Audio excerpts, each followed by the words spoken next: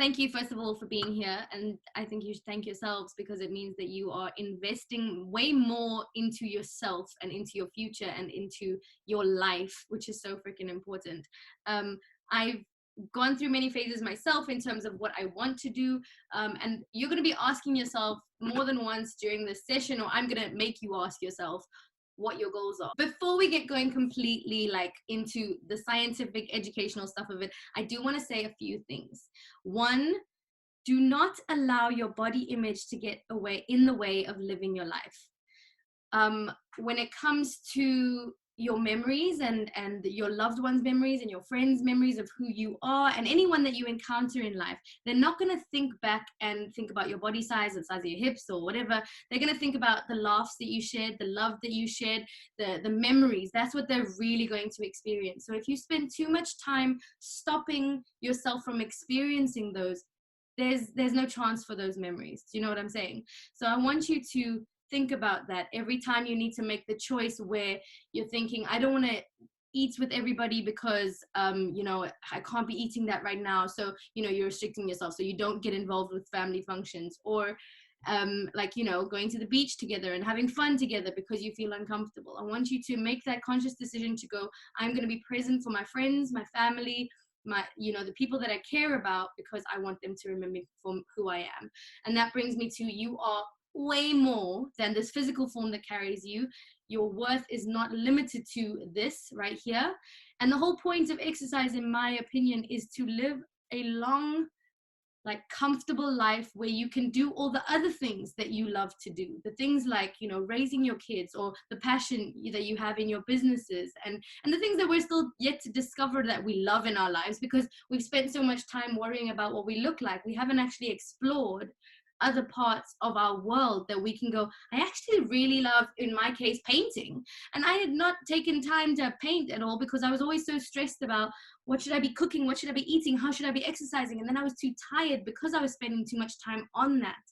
And so I just want you to start this whole thing with that in the back of your mind, to know that we're not going to go through this and end up being calorie counters who spend all our times on that. All I'm going to do is give you the idea of how it works and why it works that way, and then actively go into what you can do on a step-by-step basis. So what we're going through today is how weight loss and weight gain works. And under that category, we're going to be talking about nutrition, fat loss, and then muscle gain. I don't like the idea of the word weight loss, because when you're losing weight, you could be losing muscle. We need muscle.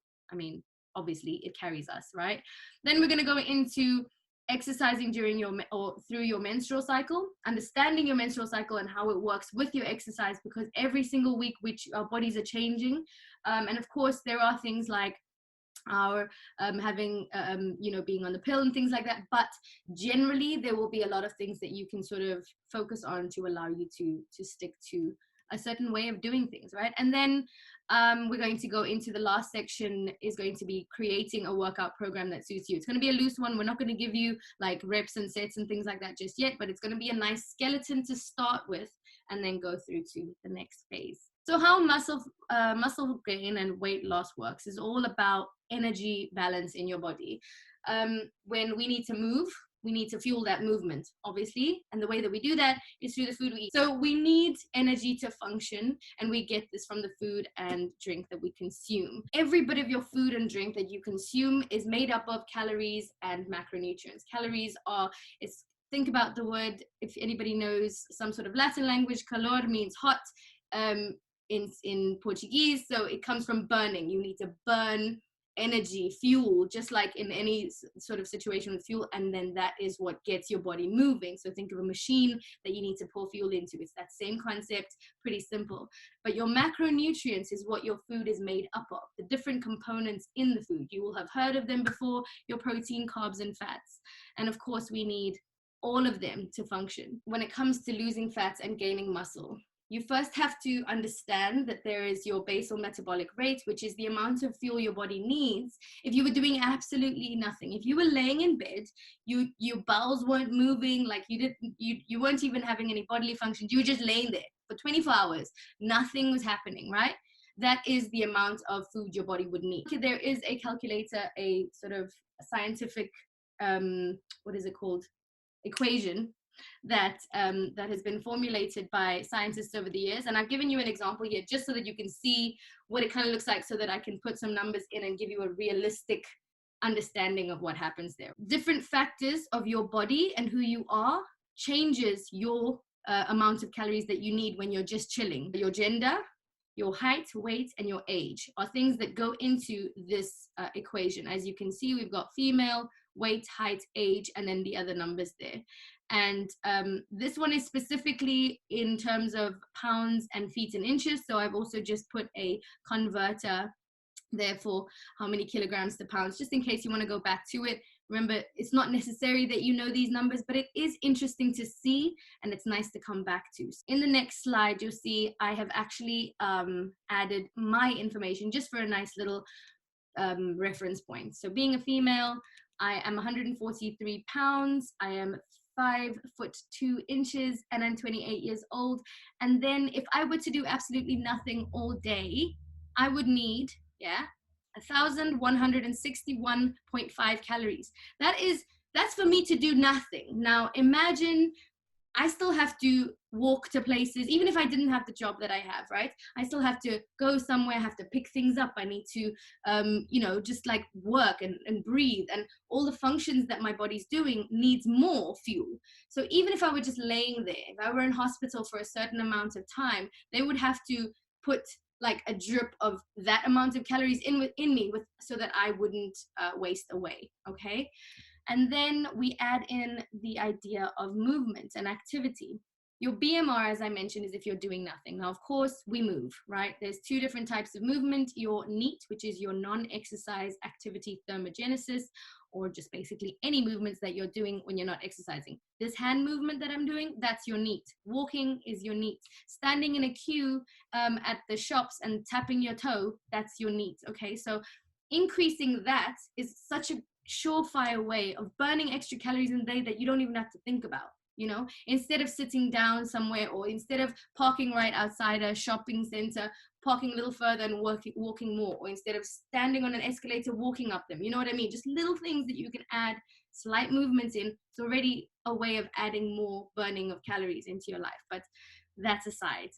Now, to work out how much I would need, this is me talking as a trainer and what I would do if you and I were to go into a thing where we work out a good calorie basis, or how to look into it. This is how I would work out how much food you need, or how many calories you need if you wanted to remain the size that you are, right?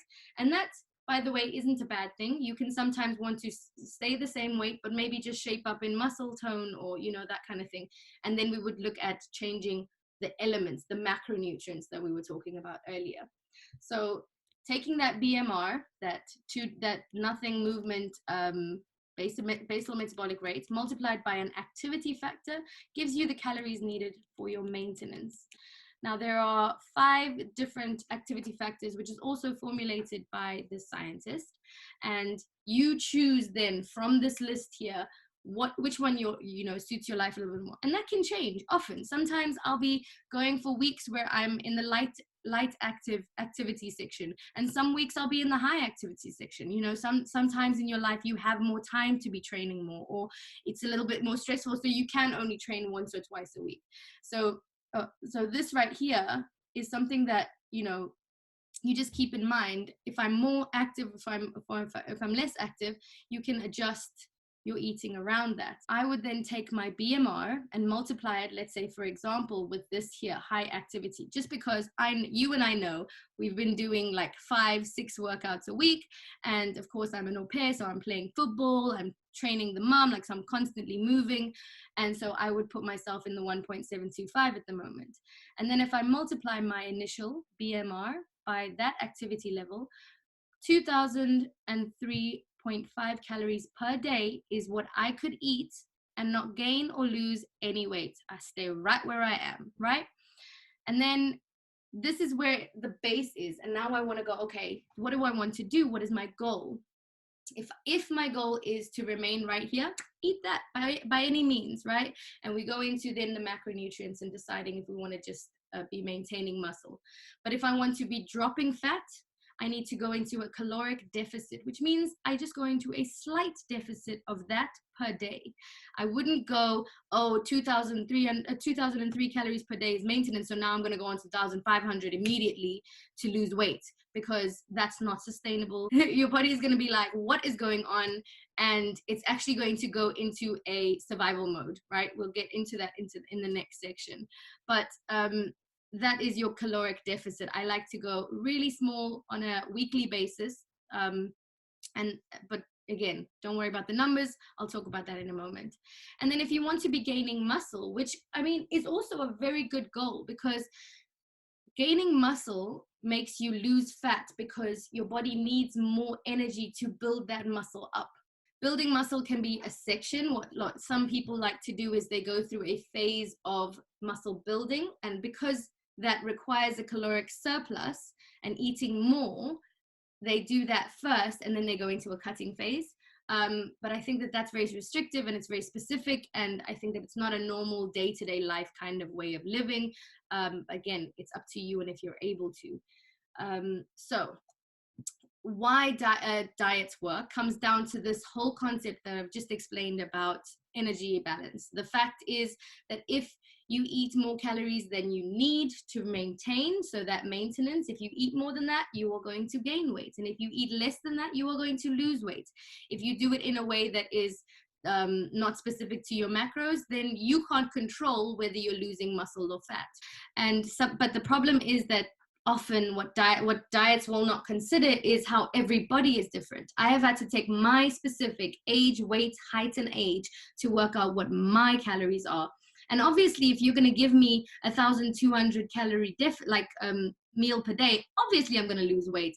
But this is going to be too much for my body, and it's going to be unsustainable, and it's going to be uncomfortable. I'm going to be cranky. I'm not going to be getting what I need in terms of energy, and then not going to have the energy to train. And so without the training, how can I improve in other areas? Do you know what I mean? So this is why actual diets that are not specifically to you will work, but are not, then they don't last. And you come back a couple of weeks later, like, why I don't want to see that again, and why am I fat again? Like, how did, you know what I mean? It's just that whole concept of not working for a long period of time, or not being sustainable for a long period of time. The body actually starts storing fat, because what it does is it goes, I'm not going to get the right amount of food because I'm not getting it. You're obviously not giving your body that food.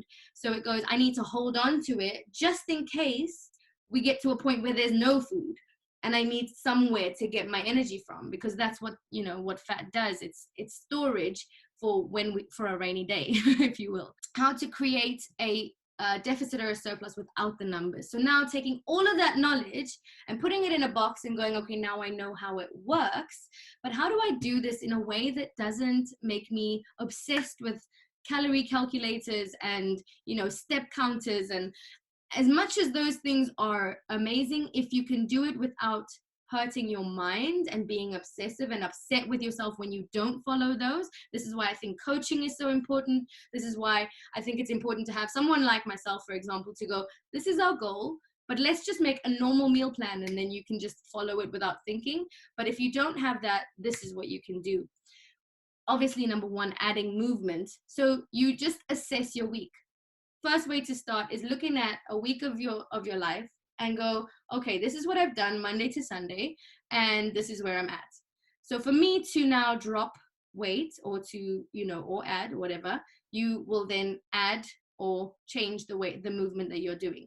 For example, going for an hour-long walk, or doing one of the classes, or having another session. Reducing your calorie consumption without worrying too much about what your calories are and what is actually being eaten is literally recording what you're eating generally and going, okay, well, next week I'll just reduce the amount of rice. Like, I'll literally just have half the portion of rice, right? And not every meal, whatever, just go like, in a couple of days, I'm going to have a little bit less of this and a little bit less of that. And I'm not saying cut out the food you love. I'm not saying don't have the cake. I'm saying just be conscious about it, okay? And don't worry too much, because there are times, in my opinion, that you should completely forget about dieting, especially when it comes to our menstrual cycle. And there are times, and I'll explain to you why in the next section, it's actually, you will feel that you can diet more. And so it's a good thing to plan into, not really diet, but be making healthier choices, or, you know, considering that. And then, of course, your water intake, always a good idea. First of all, it reduces water retention. Water retention makes you feel like you're bigger, like you're fluffier, like you're uncomfortable, you're bloated. If you drink more water, that releases, because it's a survival thing. Your body's holding on to something when it doesn't get enough of it. Okay, so when you're giving yourself the right amount of water, your body's going to release it and you won't feel so bloated. So exercising and your menstrual cycle. You guys will know about your bodies way more than I do, but there are certain things in the menstrual cycle that are quite specific. So we've got the follicular phase and the luteal phase. Follicular phase starts on the first day of your period and ends on the first day of your ovulation. And then your luteal phase is the day after ovulation to your first day of your period. I like to section this off even more into 4 weeks, obviously, as per the 4 weeks of the month. And sometimes it'll be a little bit longer than 28 days. It depends on each body and the things that we're going through. And it could also be because of our habits that those things have changed. But I also have been going through a lot more of a deeper sort of, I don't want to say spiritual, but a lot more internal way of looking at my period as a female, and how there is things that go because of those chemicals that are changing. As you know, the hormones are going up and down, and you'll see more of that as we go into this. But because of that, it's also affecting your psyche and the way that you think. And obviously that's affected by the way that you speak to yourself, and how mean we are to ourselves, or how kind we are to ourselves, or how much we're feeling ourselves, you know. And that can be affected by what we see and what we feel because of our hormones. All of that is being affected, and it's also good to kind of keep track of that and know, okay, this is why I'm feeling this way. Again, just like with the previous information, it's rather going, this is why I've gained weight, so now I know what to do. Or this is why I've whatever this, the changes in your body is. Knowing why can allow you to then either make the changes or not. Let's go down into week 1. Of those lines that you see on the graph, the red one is estrogen, the yellow one is progesterone, and the blue one is testosterone.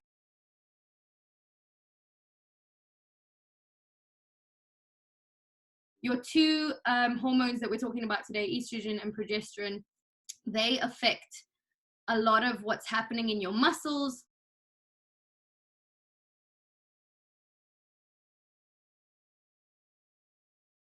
During that rise, as you can see, the estrogen rises in your first week. It's not quite the spike yet, it's just the first week is just that gradual rise. And your estrogen is responsible for quite a few things, obviously, but when there's higher estrogen, your pain tolerance is higher, your muscles recover quicker. So during that first week, as it's rising, is a good time to start going for heavier work, for things that are a little bit more challenging, or to actually push yourself. And it seems weird that when you're bleeding is the time that you can do that. But actually, once you've gone past the pain and the cramps and things like that, that's actually when your body is at its peak, and when it works even better because of those hormones being higher. So if you are someone that is prone to cramps, doing some light exercise, some yoga, some walks, you know, things like that will first of all help release it a little bit, but also just help you keep going until those cramps are gone. And then once you feel like, cool, now we're just in the bleeding phase, but you know, not quite cramps anymore, if that's the way that it goes for you, then you can actually push yourself a little bit more. Week 2 is obviously, as you can see, we'll get down to that one now, it's even higher, it's even steeper, and so you can push even more. So this first phase, your follicular phase, is actually the time when it's best to do your hard work with training. So whether that be heavy lifting or your dieting, if you will. Funny enough, it can happen just in this first 2 weeks, or the middle 2 weeks, if you will. So that'll just depend, obviously, how you're feeling. I want you to rather always consider that compared to this, because each cycle can be different. Your stress levels can be different. Your cycle could be different because of the way that your life is living. This is just to show you what's happening in your body. Week 1 and week 2 are a great time to be doing that, because your estrogen is so high that your muscles can then build better and recover faster, and so you can focus on that strength building time in that part of your training. And what is now the late follicular stage, the second half of or the second quarter of your menstrual cycle, you'll see it spikes quite high. So obviously there's even more estrogen, which means there's even more of a chance for your muscles to recover and to feel better and to push hard, right? So all good there. And that high estrogen also acts as an appetite suppressant. So week 2 is actually the best time to go, you know what, this week I'm gonna go a little bit more specific with my dieting. I'm going to choose these kind of meals, obviously foods that I enjoy always, because we don't want to go crazy, but that's the time when you'll be able to almost stick to a quote unquote diet that suits your caloric deficit that we spoke about earlier. Day 14 to 21, in terms of your mood and your energy, you're usually feeling your lightest, your happiest. That's of course if you are, at a good space in your life. That's mental health aside, but emotionally it feels like things are a little bit easier during this week in general, right?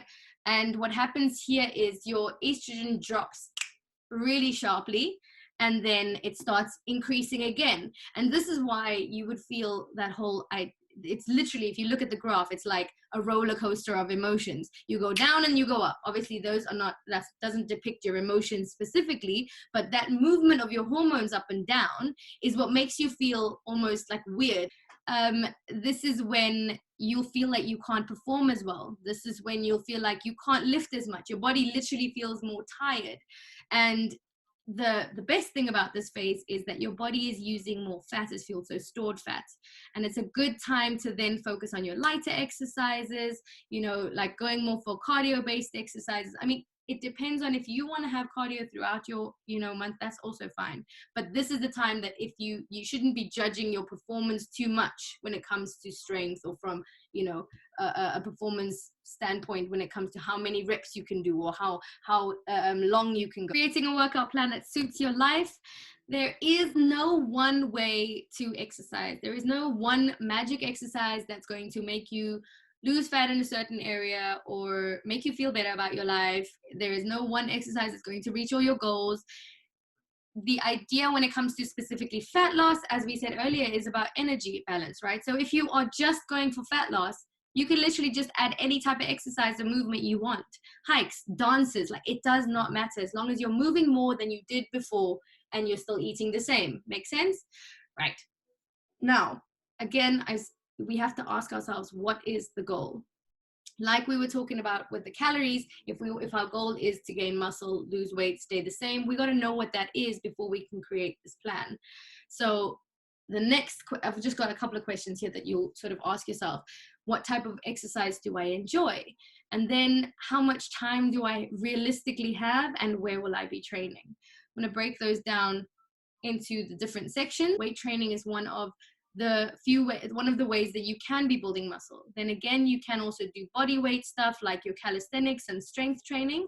But the benefits here are that you are shaping your body, building your muscle, and as we were talking about earlier, that creates that longevity in your physical form for years to come. And then we've got cardio, HIIT or LISS. HIIT is high intensity interval training, and LISS is low intensity steady state cardio, which means if you go for a long walk for an hour or two, that's your LISS training. And you can do any type of cardio. Obviously, one takes more time, and that takes you back to your questions. How much time do I realistically have for my exercise? I don't have 2 hours a day, so I'm not going to go for a LISS and a workout. I'm going to do a HIIT and a workout, or I'm going to do a long walk and a quick short HIIT exercise. Do you know what I mean? So there's being conscious of what your day allows for you. Then we have functional training, which is a combination of both. And if you have more time, I'd say doing weight training and cardio, great. If you have less time, I'd say do functional training, because it takes two of those aspects and puts it together. And then of course, sports. So many different sports, and a lot of the training that's related to sports will encourage a little bit of muscle building, a little bit of cardio fitness, all of those aspects together. So if it's that you don't enjoy going to the gym and lifting weights, cool, but then find something that is hitting every aspect that we've spoken about. When it comes to the time that you have set out for exercise, as I said, we don't need to be training 7 times a week. Gradual progress allows the central nervous system to catch up. So your central nervous system, when it's overworked, as I said earlier, it goes into survival mode and it retreats, and it doesn't, your progress, it hinders your progress, and it kind of just stops doing the thing, right? So doing it in a more gradual pace, having rest days that are specifically planned, and then listening to your body and going, I really feel tired today. If I push through, I'm going to have a shitty session, and whatever, it's just not going to be beneficial towards this whole goal of mine to be optimally healthy. So if I give myself today as a rest, I just know that in the next couple of days, I need to catch up and do the work that I've set out in this program for myself. Life gets stressful and life gets busy, and going, okay, I need to reassess the program that I've put together for myself because I've got too much going on, so this doesn't suit it. So now let's rather focus on 3 workouts a week and just make them a little bit more intense and make them hit all the aspects. I don't like the scale. I never have. I tried it for many years, and it's another one of those things that was very obsessive. But pictures I find are useful as long as I'm not scrutinizing everything about them. I take the picture, I put it away, I do the work, and I take another picture, and then I go, whoa, look at that difference. That's how I think picture progress is an amazing way to look at it. And also, what I specifically always suggest in terms of picture progress is not just like put something nice on, like put on some cute undies or a cute bikini, put makeup on if you must, do your hair. Like those things don't affect your body. With the progress pictures, as I said, you do a picture. But one thing as well, when you track your progress, remember your menstrual cycle is changing every week. I want you to choose a day, and then that same day, a month later, is when you do the next progress. You don't do a progress picture every day or every week. You're not going to see accurate changes. Yourself 1 week to the next week, it's not true. A month from now, you can go, okay, I'm in the same menstrual time of my cycle, so my body is doing similar things around now, and this is where I can compare it. The next way of doing it is seeing the progress in the workouts that you're doing, like what we did with our 30-minute non-stop workout. I thought that was an amazing way to see how fit we've gotten over this last time. We had really we finished that and we got through it. And so it comes down to your energy levels. Give yourself that time to go through all those levels of progress, and your body will follow. You just stay consistent. You don't be discouraged by what you see in the mirror, because it comes. Clothing fitting differently is always great. It's a nice way to see it. And then, as I said, don't worry about the scale. You have your whole life to live. So do it gradually, and, you'll see it stick. And then finally, I just wanted you to know you need to love yourself through every phase. Your body is always working to protect you. It deserves your kindness through every single phase. When you're stressed or tired, your body will try and make sure that it will survive, and that might instinctually be through eating more or sleeping more. You need to actively remind your body that you are safe and loved, because your mind is really trying to just keep you safe. Your body is just trying to keep you safe. These are natural things that it does, and it reacts to the way that you think and the way that you act around the things that are happening in your life. So you need to go, okay, I'm not in a life-threatening situation. I'm happy, I'm safe, I'm in things that I'm grateful for, and you will see changes in your body as well.